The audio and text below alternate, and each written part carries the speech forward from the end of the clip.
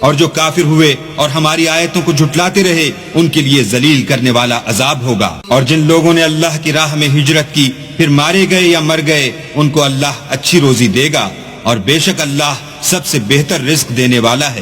وہ ان کو ایسے مقام میں داخل کرے گا جسے وہ پسند کریں گے، اور اللہ تو جاننے والا اور بردبار ہے۔ یہ بات اللہ کے ہاں ٹھہر چکی ہے، اور جو شخص کسی کو اتنی ہی ایذا دے جتنی ایذا اس کو دی گئی، پھر اس شخص پر زیادتی کی جائے تو اللہ اس کی مدد کرے گا، بے شک اللہ معاف کرنے والا اور بخشنے والا ہے۔ یہ اس لیے کہ اللہ رات کو دن میں داخل کرتا ہے اور دن کو رات میں داخل کرتا ہے، اور اللہ تو سننے والا دیکھنے والا ہے۔ یہ اس لیے کہ اللہ ہی برحق ہے، اور جس چیز کو کافر اللہ کے سوا پکارتے ہیں وہ باطل ہے، اور اس لیے کہ اللہ رفیع الشان اور بڑا ہے۔ کیا تم نہیں دیکھتے کہ اللہ آسمان سے مہ برساتا ہے تو زمین سرسبز ہو جاتی ہے؟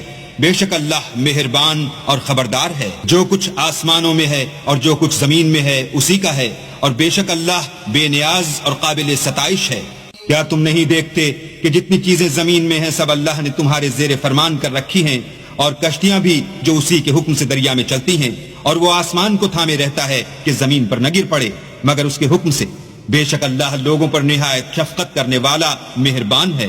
اور وہی تو ہے جس نے تم کو حیات بخشی، پھر تم کو مارتا ہے، پھر تمہیں زندہ بھی کرے گا، اور انسان تو بڑا ناشکر ہے۔ ہم نے ہر ایک امت کے لیے ایک شریعت مقرر کر دی ہے جس پر وہ چلتے ہیں، تو یہ لوگ تم سے اس امر میں جھگڑا نہ کریں، اور تم لوگوں کو اپنے پروردگار کی طرف بلاتے رہو، بے شک تم سیدھے رستے پر ہو۔ اور اگر یہ تم سے جھگڑا کریں تو کہہ دو کہ جو عمل تم کرتے ہو اللہ ان سے خوب واقف ہے۔ جن باتوں میں تم اختلاف کرتے ہو اللہ تم میں قیامت کے روز ان کا فیصلہ کر دے گا۔ کیا تم نہیں جانتے کہ جو کچھ آسمان اور زمین میں ہے اللہ اس کو جانتا ہے؟ یہ سب کچھ کتاب میں لکھا ہوا ہے، بے شک یہ سب اللہ کو آسان ہے۔ اور یہ لوگ اللہ کے سوا ایسی چیزوں کی عبادت کرتے ہیں جن کی اس نے کوئی سند نازل نہیں فرمائی، اور نہ ان کے پاس اس کی کوئی دلیل ہے، اور ظالموں کا کوئی بھی مددگار نہیں ہوگا۔ اور جب ان کو ہماری آیتیں پڑھ کر سنائی جاتی ہیں تو ان کی شکل بگڑ جاتی ہے، اور تم ان کے چہروں میں صاف طور پر ناخوشی کے آثار دیکھتے ہو۔ قریب ہوتے ہیں کہ جو لوگ ان کو ہماری آیتیں پڑھ کر سناتے ہیں ان پر حملہ کر دیں۔ کہہ دو کہ میں تم کو اس سے بھی بری چیز بتاؤں، وہ دوزخ کی آگ ہے جس کا اللہ نے کافروں سے وعدہ کیا ہے، اور وہ برا ٹھکانہ ہے۔ لوگوں ایک مثال بیان کی جاتی ہے، اسے غور سے سنو کہ جن لوگوں کو تم اللہ کے سوا پکارتے ہو وہ ایک مکھی بھی نہیں بنا سکتے، اگرچہ اس کے لیے سب مجتمع ہو جائیں، اور اگر ان سے مکھی کوئی چیز چھین لے جائے تو اسے اس سے چھڑا نہیں سکتے۔ طالب اور مطلوب یعنی عابد اور معبود دونوں گئے گزرے ہیں۔ ان لوگوں نے اللہ کی قدر جیسی کرنی چاہیے تھی نہیں کی۔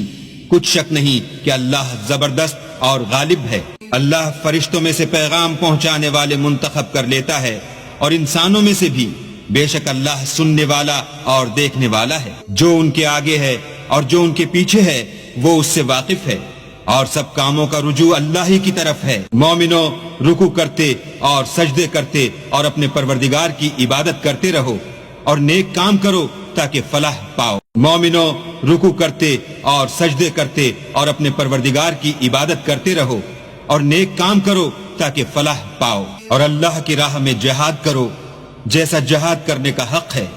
اس نے تم کو برگزیدہ کیا ہے اور تم پر دین کی کسی بات میں تنگی نہیں کی، اور تمہارے لیے تمہارے باپ ابراہیم کا دین پسند کیا۔ اسی نے پہلے یعنی پہلی کتابوں میں تمہارا نام مسلمان رکھا تھا، اور اس کتاب میں بھی وہی نام رکھا ہے۔ تو جہاد کرو تاکہ پیغمبر تمہارے بارے میں شاہد ہوں اور تم لوگوں کے مقابلے میں شاہد ہو، اور نماز پڑھو اور زکوٰۃ دو، اور اللہ کی دین کی رسی کو پکڑے رہو، وہی تمہارا دوست ہے، اور خوب دوست اور خوب مددگار ہے۔